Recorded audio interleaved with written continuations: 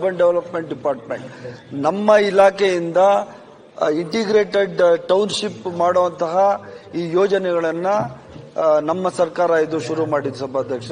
ಮಾನ್ಯ ಮುಖ್ಯಮಂತ್ರಿಗಳು ನಮ್ಮ ಸದಸ್ಯರು ಹೇಳಿರೋ ಪ್ರಕಾರ ಸುಮಾರು 900 ಎಕರೆಯಲ್ಲಿ ಜಾಗ ಇತ್ತು ಸಭಾಧ್ಯಕ್ಷೆ, BEML ಜಾಗ.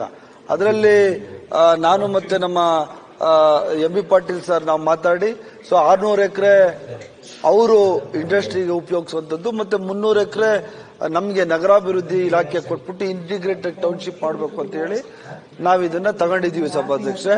ನಮ್ಮ ರೂಪಕಲಾ ಅವರು ಸಹ ಇದ್ರ ಬಗ್ಗೆ ಬಹಳಷ್ಟು ಆಸಕ್ತಿ ವಹಿಸಿದ್ದಾರೆ ಸಭಾಧ್ಯಕ್ಷೆ. ಈಗಾಗಲೇ ನಾನು ಅವರೆಲ್ಲ 3 ಸರ್ತಿ ಈ ಜಾಗಕ್ಕೆ ಭೇಟಿ ಕೊಟ್ಟಿದ್ವಿ ಸಭಾಧ್ಯಕ್ಷೆ. ಸುಮಾರು 1000 ಎಕರೆ ಆಗಿದ್ರಿಂದ ಆ 300 ಎಕರೆ ಜಾಗವನ್ನ ಗಡಿಭಾಗಗಳನ್ನ ಗುರುತಿಸಿ ಆ 300 ಎಕರೆಗೆ ಈಗಾಗಲೇ ಈ ಕಲ್ಲುಗಳನ್ನೆಲ್ಲ ಹಾಕಿದೀವಿ ಸಭಾಧ್ಯಕ್ಷ. ಇದು ನಮ್ಮ ಇಲಾಖೆಗೆ ಸೇರಿರುವಂತದ್ದು ಅಂತ. ಮತ್ತೆ ಈ PPP ಮಾಡಲಲ್ಲಿ ಈ ಒಂದು ಪ್ರಾಜೆಕ್ಟ್ ಅನ್ನ ನಾವು ತಗೋಬೇಕು ಅಂತ ಮಾಡಿದೀವಿ ಸಭಾಧ್ಯಕ್ಷ.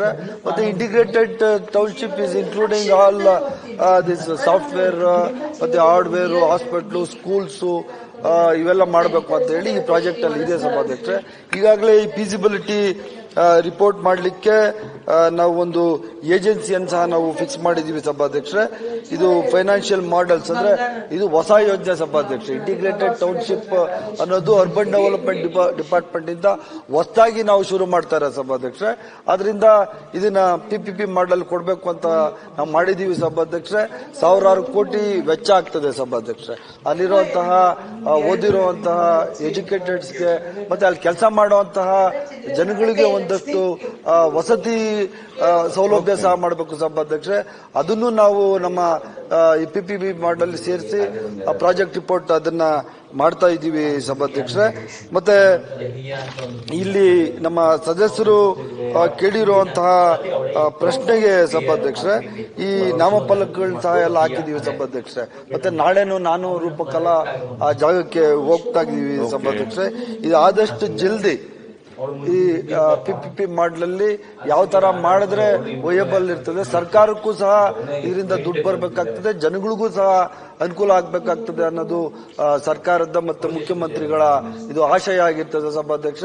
ಅತಿ ಶೀಘ್ರವಾಗಿ ಆ ರಿಪೋರ್ಟ್ ಬಂದ ತಕ್ಷಣ ಈ ಕೆಲಸವನ್ನ ನಾವು ಟೆಂಡರ್ ಕರೆದು ಮತ್ತೆ ಇದು ಚೆನ್ನೈ ಮತ್ತೆ ಬ್ಯಾಂಗ್ಳೂರ್ ಎಕ್ಸ್ಪ್ರೆಸ್ ಪಕ್ಕದಲ್ಲಿರುವಂತಹ ಜಾಗ ಸಭಾಧ್ಯಕ್ಷ. ಸುಮಾರು 1 ಕಿಲೋಮೀಟರ್ ರಸ್ತೆ ಇದೆ ಸಭಾಧ್ಯಕ್ಷ.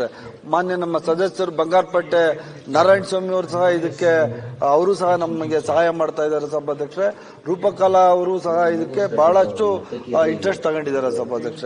ನಾವೆಲ್ಲ ಸೇರಿ ಈ ರಸ್ತೆಯನ್ನ ಗುರುತಿಸಿ ಆ ಜಾಗಕ್ಕೆ ದೊಡ್ಡ ರಸ್ತೆಯನ್ನ ಮಾಡಿ ಇದನ್ನ ಈ ರಾಜ್ಯದಲ್ಲಿ ಒಂದು ಮಾದರಿ ಇಂಟಿಗ್ರೇಟೆಡ್ ಟೌನ್ಶಿಪ್ ಮಾಡಬೇಕು ಅಂತ ಮಾನ್ಯ ಸಿದ್ದರಾಮಯ್ಯನವರ ಆಶಯ ಆಗಿರ್ತದೆ ಸಭಾಧ್ಯಕ್ಷ. ಇದು ಅತಿ ಶೀಘ್ರವಾಗಿ ಈ ಕಾರ್ಯಕ್ರಮವನ್ನು ನಾವು ಮಾಡ್ತೀವಿ. ಕ್ಲಾರಿಫಿಕೇಶನ್ ಅದ ಕಾಲಮಿತಿಯನ್ನ ಸರಿಯಾದ ರೀತಿ ಹೇಳಲಿಲ್ಲ. ಕಾಲಮಿತಿಯಲ್ಲಿ ಯೋಜನೆಯನ್ನ ಅನುಷ್ಠಾನಕ್ಕೆ ತರ್ತೀವಿ ಅಂತ ಹೇಳಿದ್ರು.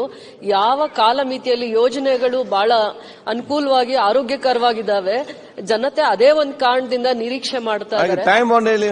ಕಾಲಮಿತಿಯನ್ನ ಹೇಳಿದ್ರೆ ಮಂತ್ರಿಗಳು